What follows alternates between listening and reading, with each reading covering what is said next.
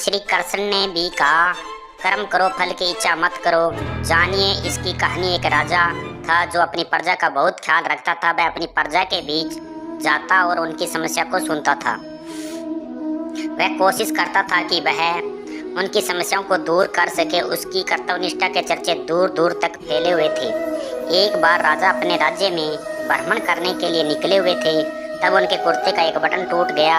यह देख राजा ने अपनी मंत्री को तुरंत बुलाया और आदेश दिया कि गांव से एक अच्छी दर्जी को बुला जाए। यह सुन मंत्री ने गांव में दर्जी की खोज शुरू कर दी। शौक से उसे एक दर्जी मिल गया। गांव में उसकी एक छोटी सी दुकान थी। उस दर्जी को जल्दी ही राजा के पास लाया गया। उस दर्जी ने राजा कहा कि क्या वो उसके कुर्ते के बटन सिल सकता है। दर्जी ने कहा कि यह तो बड़ा ही आसान काम है। दर्जी ने अपने थैले से धागा निकाला और कुर्ते का बटन लगा दिया। राजा बेहद खुश हुआ और उससे पूछा कि वो उन्हें कितने पैसे दे। इस पर दर्जी ने कहा कि इतने से काम के लिए वो पैसे नहीं ले सकता। इस पर राजा ने कहा कि वो इसकी कीमत ज़रूर देंगे।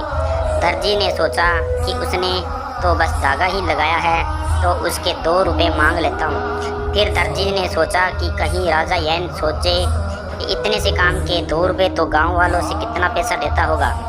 यह सब सोच समझकर दर्जी ने कहा कि वो अपनी इच्छा से जो भी देंगे वो ले लेगा। यह सुन राजा ने अपनी हैसियत के मुताबिक उसे 2 गांव देने का फैसला किया। राजा ने कहा कि कहीं समाज में उसका रुतबा छोटा न हो जाए, इसलिए उसने ये आदेश दिया कि दर्जी ने मन में सोचा कि कहाँ तो वो 2 रुपये मांग रहा था और कहाँ वो 2 गांव का मालिक बन गया। सीख, इस कहानी से हमें यह सीख मिलती है कि हम भी अपनी क्षमता के अनुसार सोचते हैं, लेकिन भगवान हमें अपने हिसाब से सब कुछ देते हैं। हम छोटा मांगते हैं और कई बार भगवान हमें उनके देने की क्षमता के आधार पर कुछ अच्छा और बड़ा दे देते हैं। इसलिए गीता में श्री कृष्ण ने कहा कि कर्म करो फल की इच्छा मत करो। यही इस कहानी का सार है। चैनल